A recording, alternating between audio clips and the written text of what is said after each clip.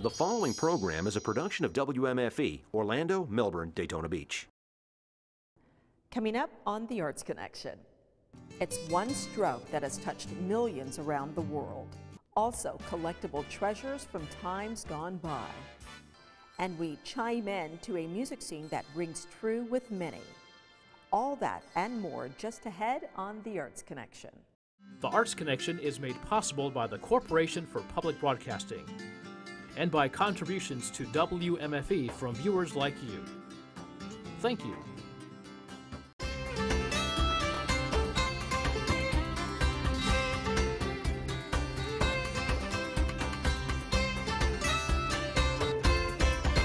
Hello and welcome to The Arts Connection, your program about all things creative here in Central Florida. I'm Secily Wilson, and this week we're joining you from Cornell Fine Arts Museum on the campus of Rollins College in Winter Park. The museum is considered one of America's finest college art museums. The permanent collections holds works of art from antiquity to the 21st century. And in just a bit, we'll explore a current exhibit featuring the fantasy landscapes of artist L.C. Armstrong. But first, an experiment with a flower and a brush transformed a local mom from Claremont into an international icon in the painting world. Okay, well, it might not have been quite that simple, but nonetheless, the technique developed by this local artist is used and seen the world over. As I push, it blends and shades. Wiggle, and then slide the second edge on there. 3 words: push, wiggle, lift. Pioneered the phenomenon now known as Donna Dewberry's one-stroke method. So you know what we're doing is we're taking our paint, Kristen, and I'm going back and forth into 2 colors, and I work it in till it's really pushed into the bristles. A self-taught artist, Donna Dewberry has reached thousands with her books, videos, and hit public broadcasting show, The Donna Dewberry Show. But back in the 70s, Dewberry's creative flair lent itself more to that of a decorator of her Altamont home than to a role as a well-known artist. I always sewed and crafted a little bit, but when I fell in love with the painting aspect of it, I would take those little salt dough cookie cutter ornaments, and people love the way I painted them, and they're like real intricate. A mother of 7, Dewberry had little time then to pursue painting beyond just an at-home hobby. Tell me how I could go take a lesson somewhere. I mean, my mom was nice, but babysitting for all those kids was a little much. And then so by the time you get the money, and the money for a babysitter wasn't happening. So I started looking at pictures and I went, oh, I know how they did that. And through observation, her wonderment soon turned into innovation. I didn't know I was creating a new technique that had never been out there in the world. So that was pretty amazing. I want to show you what's really fun. Okay. This is kind of my name for fame is my rose.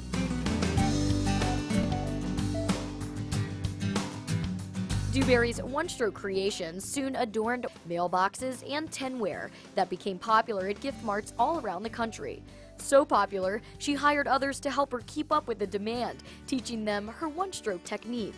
And in 1996, she launched her first how-to paint guide, complete with brushes, books, and worksheets. The first time, they said 20,000 people picked up one of your kits in one show. It was pretty overwhelming. It was very humbling because if they open the box, like they say 5% of them really do, if they open the box, even 5% of them, and start painting with me, I mean, that's my chance to get them addicted. Can you imagine? I taught myself at my dining room table how to paint.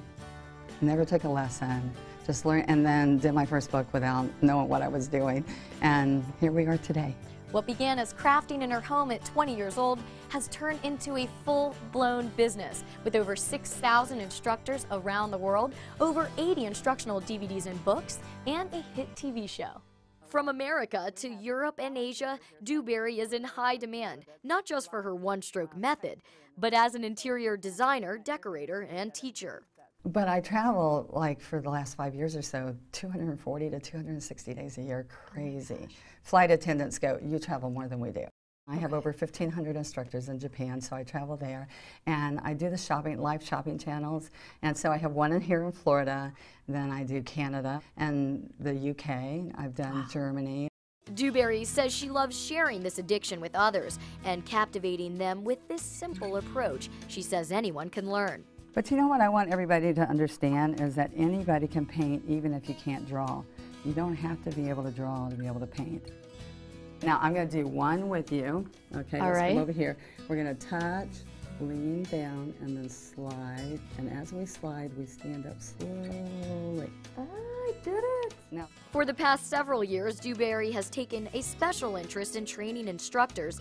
To date, more than 6,000 people are certified and can pass on her technique. my passion is to get it out there and get it in people's hands and see them, you know, enjoy and love it as much as God's blessed me to be able to. Push, wiggle, lift. It's one stroke that has touched millions. Donna shares her talents with the world, but she doesn't stop with one-stroke paintings. Her 6 children play an active role in expanding the Dewberry name, and now that name can be found on linens, beddings, jewelry, and even clothing. Well, these days, talk of the Great Depression is everywhere. It was a time when the economy hit an all-time low. But despite those dark days, people were able to add a little brightness to their lives with the help of a little glass. Millie Downey sees the world through rose-colored glasses, or maybe blue, or green. Yellow is hard to find. Millie suffers with, let's call it a depression obsession. That would be true. You see, she's an avid collector of depression glass. Well, I really love it. I live with it 24 hours a day almost. I have it at home, I have it at my shop. In fact, Millie's glass and china shop in Orlando sparkles with the stuff. What's depression glass, you ask? Well, think back to the 1930s, to the days of the Great Depression, hence the name. Glass factories mass-produced this then cheap but colorful glass in hopes of it brightening the dark days. A lot of it was given away with cake flour. You buy a box or a bag of cake flour, you got a cake plate. You went to a movie, you either got a cup or a saucer or maybe a dinner plate. They broke it down and they gave you one certain item each night, so that way they would entice you to come back. Families were able to complete a set of dishes for almost nothing. As times got better and people got richer, it was out with the old and in with the new. I can remember, too, when I was a kid, you could pick this up for 5–10 cents. You know, everybody thought it was junk. And oh, how times have changed. That junk stored away in Grandma's garage has made a comeback in a big way. And for Jerry Rocker, it's all about nostalgia. My grandmother, you know, she had all this stuff in her house. So when I see the pieces here and there, I just remember that time, you know. A time when getting a piece of glassware was dirt cheap. Now it's gone from cheap to cherished. Take Millie's blue bubble bowl, for example. Bill and I bought it at an auction, and I think we bought it almost a service for 6 for about $25. And it's worth how much now? This bowl is $27, Or this candy dish in the Mayfair pattern. and the lid alone I paid $400 for. And what about this cup and saucer? This is the Laurel pattern with the Scotty dog in it, and it's made by McKee Glass Company. And the cup and saucer, as it is right this way, it's $150. Some might even say it's a better investment than the stock market. Rocker says there's one piece that's priceless. I think people should look at it like a piece of history kind of thing. When you place value on something, value is only if someone's willing to pay for it. You know, I mean, if nobody's interested in it, then there's no value to it. But when you look at it as history, that's a different story. Because the glass is so rare, collectors like Rocker and Millie go on a hunt like a miner searching for gold. This is the parrot pattern, and it's made off the same mold as the Madrid pattern was made off of. It has 2 birds sitting on a limb. It's a little hard to find, and it's pretty expensive. The water pitcher alone would cost you close to $1,000 or maybe more. Row after row, from floor to ceiling, Millie's unassuming storefront is a wonderland of glass. It would be about 25,000 pieces in here. All it takes is one touch of glass and you're hooked. It's really strange with the depression glass. You start with one pattern and you complete it, and then you want another one. You know, you keep going and going and going. Millie offers a bit of advice before you get going. Cover your glass and don't be fooled by the lookalikes. You learn to tell your pattern how it's made so you will not be stuck with a reproduction. because once in a while one will slip through and it is not the genuine thing. So before you throw out the junk in Grandma's closet, check the glass. I'd hate for you to be left feeling depressed.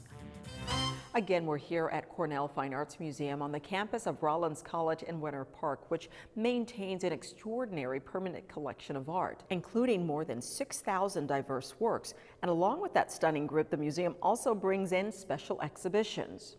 And joining me now is the museum's interim director, Robin Allers. And Robin, thank you for hosting the Arts Connection. Well, welcome to the Cornell at Rollins. Cecily. Glad to be here. Visitors may be a little surprised to know that you have such a wide variety of collections here. And in fact, you have the oldest works of art here in the state of Florida. We do, Cecily, yes. It was begun shortly after the college was founded. Donations, donors and benefactors to the college started the collection. And then in 2006, we totally remodeled our museum facility and reopened to the public with this beautiful facility that we have here today. Now talk to us about this exhibit that we're in right now. It's beautiful, paradise if you will. Yes, it is, and that's why it's called Elsie Armstrong, the Paradise Triptychs. Elsie Armstrong is a well-respected artist working today in New York City, and she just invites us into these gorgeous, lush landscapes of fantasy and reality, and high-gloss resin, just gorgeous landscapes here. And then when you look closely, you see elements sort of whimsical and also a little unsettling. The snowmen in tropics and a fire breather and a circus entertainer. And we wonder, well, what is this all about? A little surreal, a little unsettling, but just absolutely gorgeous. Talk to us about her technique. It's quite different. Absolutely. It's her signature technique, actually very characteristic of many of her paintings. She uses bomb fuse. The flower stems that you see are created by tacking bomb fuse to the canvas and then setting it on fire. Wow. Yeah. Now this is just one of the 6 galleries here at the museum, each one displaying special works of art. Tell us about some of the other exhibits. Well, we regularly display elements of our own collection as well as curate original exhibitions such as this one. We also bring in traveling exhibitions such as Sordid and Sacred, the Beggars and Rembrandt's etchings, and this is one we're very proud to have. I mean, it's an opportunity for people in Central Florida to see original Rembrandt etchings, and he was a master artist, master engraver, and we're very pleased to offer this to the public. So Robin, your mission here at Cornell is to educate and enlighten through the exhibitions. How do you decide what comes through here? Well, we base a lot of that decision on what we have in the collection. When we organize an original exhibition, we often base it on a certain couple of pieces from the collection and then try to bring in others that offer the viewer a different point of view, a way of looking at the world and their own experience. And we offer a balance of contemporary and old masters and just try to give our students and the general public a wide range of ways of seeing. Another hidden jewel right here on the campus of Rollins College. Yes. All right, thank you so much for hosting us again. Thanks for being here. Now, if you want more information on Cornell Fine Arts Museum, simply log on to the links at our website. Now we're going to switch gears just a bit right now and talk about something that's really music to our ears, the art of handbells. Now when you think of handbells, you're usually thinking about the holidays, but earlier this year, the city of Orlando hosted an international symposium of handbell ringers. More than 800 ringers from around the world gathered to bring that music to our ears. Now, it looks really easy until you try to chime in.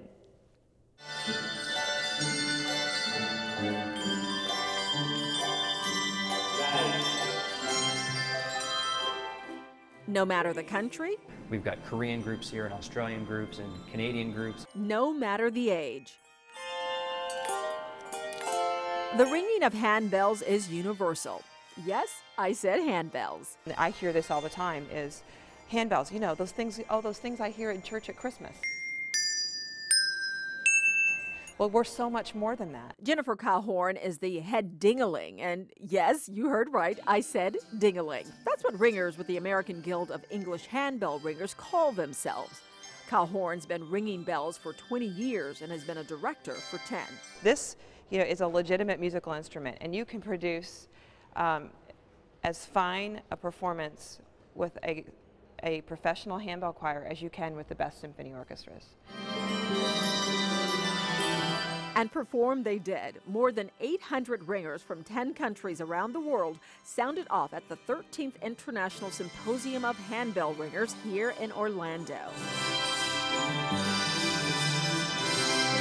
Calhoun says while ringing a bell may look simple enough, it is an art. And as I learned, it's best left to a degreed musician or an experienced ding-a-ling.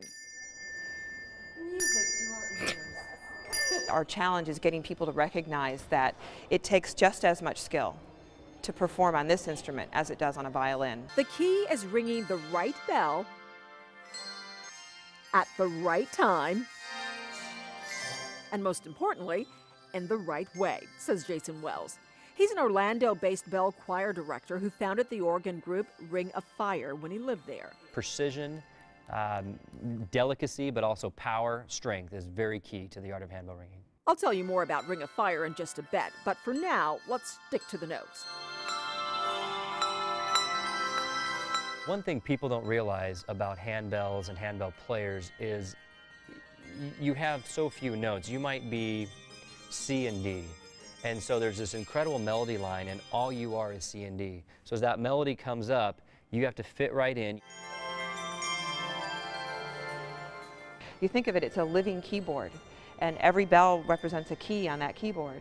And so if one key is missing, your keyboard doesn't work anymore. To make it sound like one person going da-da-da-da-da-da-da-da would be incredibly difficult, but that's what the handbell players have to do.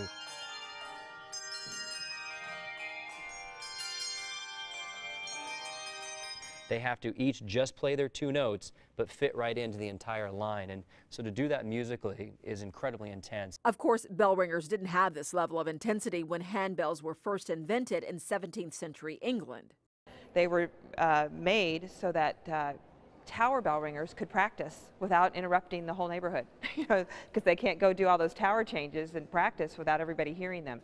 So they made handbells to go to the local pub and practice their change ringing. Handbells eventually made their way to the United States, and since then they've evolved in range. When it first started, it was maybe 2 octaves of bells. Now we can go 8 octaves. And size. In this case, it does matter. One shiny bell can weigh anything from a few ounces to more than 14 pounds, each one creating its own unique sound with just a flick of the wrist. Just ask Blanche Marie Lewis, music director of Orlando's very own handbell choir, Magic of Bronze. The malleting, you can mallet it on the table, which gives a very soft sound. If you mallet it up in the air, it gives a kind of keeps continuing on. We have what's called a mart, where you hit it into the pad and it kind of sounds like maybe a string bass. With the smaller bells, you can do little smaller circles and it doesn't take as much wrist. Whereas when you have one of these big aluminum bells, you really have to get under it. Yes, that evolution has even found its way to the MTV generation. Now that's hot. Just ask 18-year-old Alan Rice. Well, I play varsity football at my high school and, love to go snowboarding and go surfing. Andy's been playing the bells for 8 years and answering the question, why? Have you ever gotten a full expenses paid trip to Australia? A couple years ago, we took a trip to Australia and rang a symposium down there, and 2 years from now, we're planning on going to Japan and, spend a few weeks there. Oh yeah, remember I mentioned Ring of Fire? Well, it's a bell choir based in Portland, Oregon, made up of teenagers like Rice. They're taking traditional handbell ringing to a whole new level. I think what the kids in Ring of Fire have been able to do is show the handbell world what is possible, that you can get rid of the books, that you can bring an intensity and a passion appropriate to each piece, and it can be a visual experience, that you can really change this art and bring a passion to it. All agree that there is still a ways to go in the music world to gain the respect as a legitimate art and musical instrument, but handbell ringers say it's changing. I think the problem with the handbell is that not many people know really what it's capable of. There's something transcendent that happens when all those souls come together and make that music. When you have 1,000 bells, actually probably 2,000 at a time, ringing in one final chord with 2,000 bells, you can almost feel the sound wave hit you. And you can certainly hear ringing in your ears, but in an entirely pleasant way.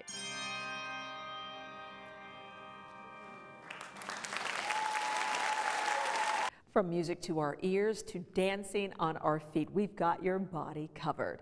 Our next story is about a local dance school owner who saw how effective her classes were at keeping kids busy in positive ways.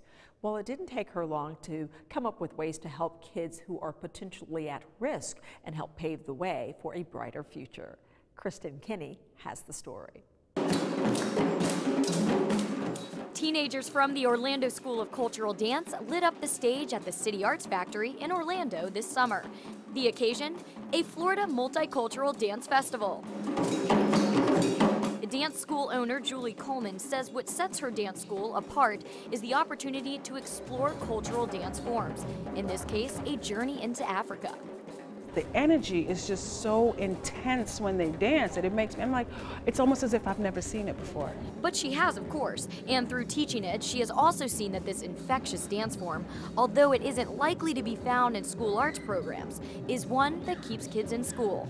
You have children that are C, D, F students that are now on the honor roll. Their self-esteem has come up. It's really fun and it keeps us out of trouble. Since I've been doing it for a long time, it like builds you to become a leader.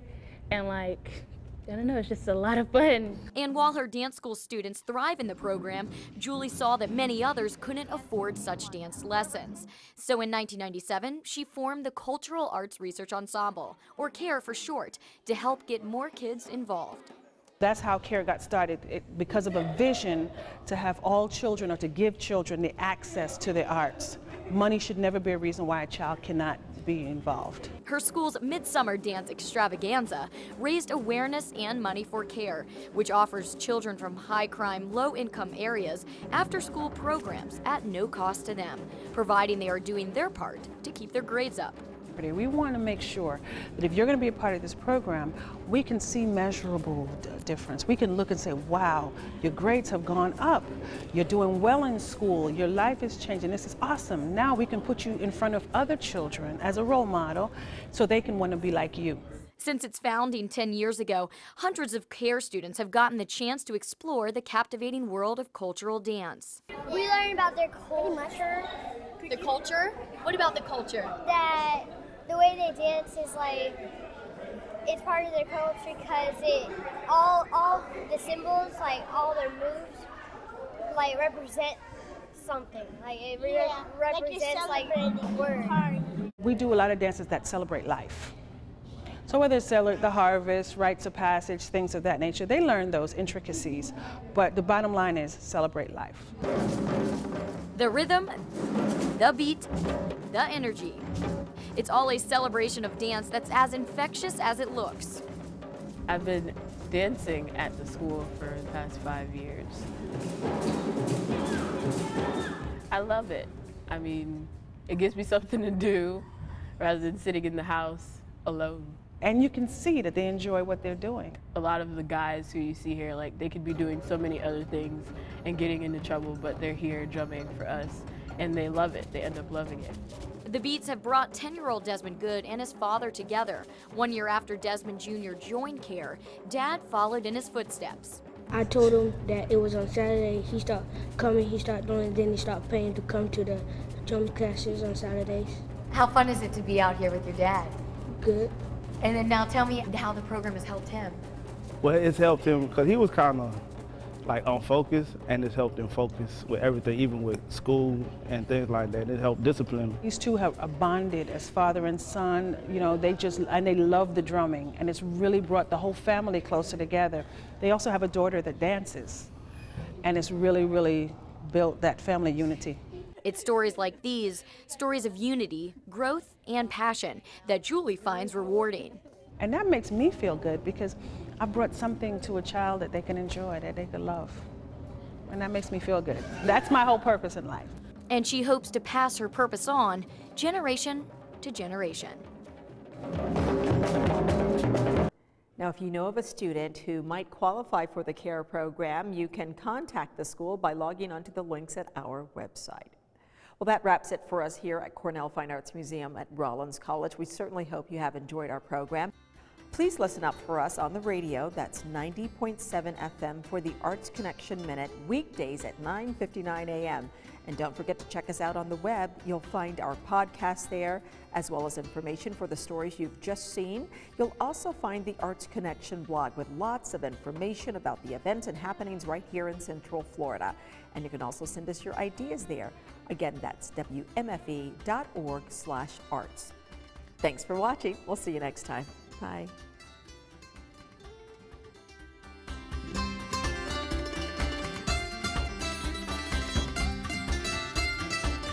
Don't forget to join us next week when the Arts Connection jazzes it up with a local jazz legend.